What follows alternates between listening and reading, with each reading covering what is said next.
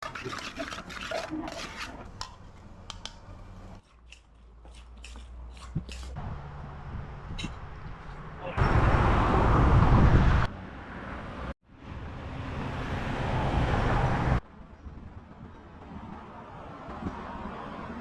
ดีค่ะร้านก๋วยเตี๋ยวนมโตนะคะร้านก๋วยเตี๋ยวนมโตนะคะตั้งอยู่สัตหีบนะคะอยู่ตรงข้ามโรงพยาบาลสิริกิติ์นะคะร้านก๋วยเตี๋ยวนมโตขายอะไรบ้างร้านก๋วยเตี๋ยวนมโตก็จะเป็นขายก๋วยเตี๋ยวเนื้อก๋วยเตี๋ยวหมูนะคะแล้วก็อาหารพวกมีส้มตำมีก้อยมีลาบนะคะจุดเด่นของที่ร้านนะคะก็จะเป็นพวกก๋วยเตี๋ยวเนื้อนะคะเนื้อหนูจะตุ๋นอยู่ในน้ำซุปนะคะประมาณ2-3 ชั่วโมงแล้วก็จะมีถ้าใครไม่ทานเนื้อนะคะก็จะมีเป็นหมูเป็นก๋วยเตี๋ยวหมูตุ๋นนะคะค่ะแล้วเราก็เดี๋ยวหนูจะพาไปทำดูวิธีการทำนะคะว่าที่ร้านทำอะไรยังไงบ้าง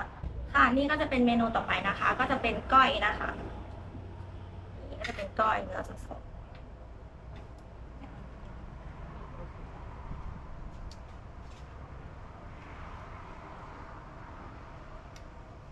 ๆที่ร้านจะมีเป็นก้อยแล้วก็ซอยจุนะคะ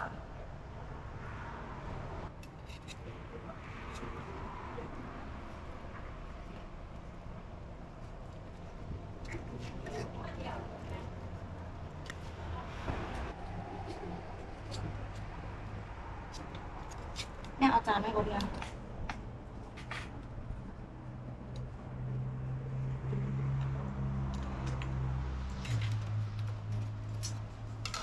อันนี้เราจะใส่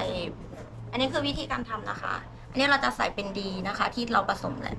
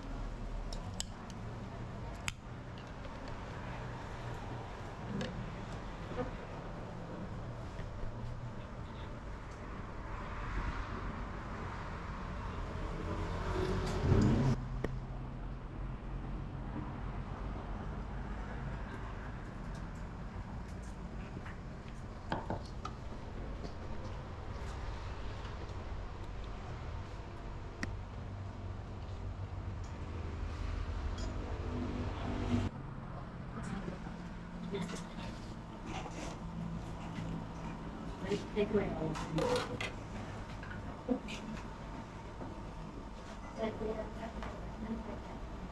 เอา ก็ใช้ถ้วยค่ะ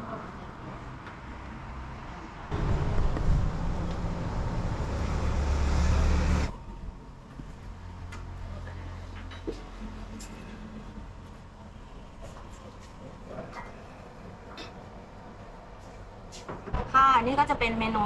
หลักๆเลยนะคะที่ส่วนมากลูกค้าจะมาสั่งแล้วก็จะสั่งเป็นหม้อไฟเป็นกะเพรา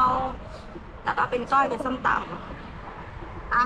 เดี๋ยวหนูจะมาสอนวิธีการกินเนาะบางคนก็กินไม่เป็นนะคะร้านหนูจะมีเป็นแบบเป็นผักสดแล้วก็มีกะปิให้นะคะแต่บางคนเขายังกินไม่เป็นอยู่บางคนก็คือจิ้มไปเลยแต่คือทางร้านก็คือต้องตักใส่ช้อนออกมาอย่างนี้นะคะก็เอาวางไว้ที่ผักเลยแล้วหนูจะกินเป็นก้อยก่อนนี่ที่ร้านหนูก็จะเป็นก้อยมีข้าวเหนียวให้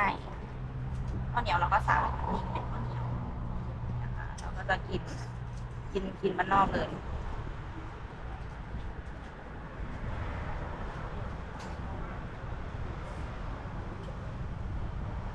เอาเป็นก้อยเราก็จะมีเส้นให้มีเส้นแบบนี้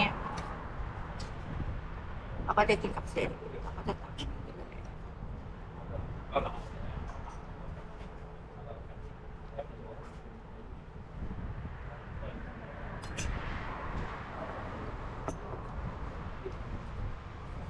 แล้วก็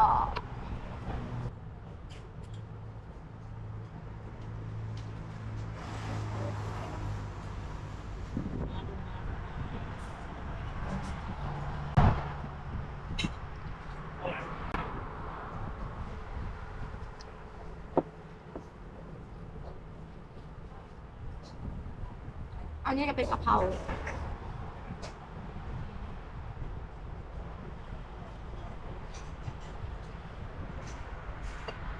แล้วขันช้อนก็ได้นะ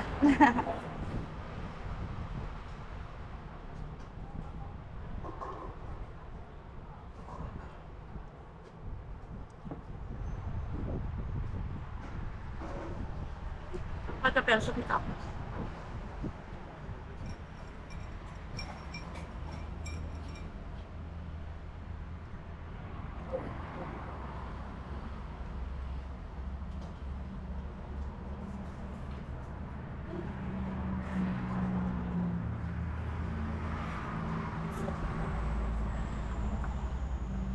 วิธีการกินก็จะประมาณนี้ร้านหนูนะคะจะตั้งอยู่หน้าโรงพยาบาลศิริกิติ์หรือจะใกล้ๆเลยก็คือตรงอุตภาวนะคะหรือถ้าใครยังมาไม่ถูกอีกก็คือพิมพ์เข้าไปใน Google Map เลยนะคะมันจะขึ้นว่าก๋วยเตี๋ยวลุงโตเลยค่ะร้านก๋วยเตี๋ยวลุงโตก็ปักหมุดมาเจอเลยค่ะสุดท้ายนี้หนูก็ขอฝากร้านก๋วยเตี๋ยวลุงโตด้วยนะคะแล้วก็ผิดพลาดประการใดก็ขออภัยด้วยนะแม่ค้ายังมือใหม่อยู่ แล้วก็ถ้าจะกดติดตามหรือถ้าถูกใจหรือชอบคลิปนี้นะคะ ขอให้กดติดตามนะคะเดี๋ยวจะให้พี่เขาปักไว้ใต้คลิปนะคะว่าชื่อร้านหนูอะไรเป็นFacebookอะไรค่ะส่วนอันนี้ก็ Welcome to Thailand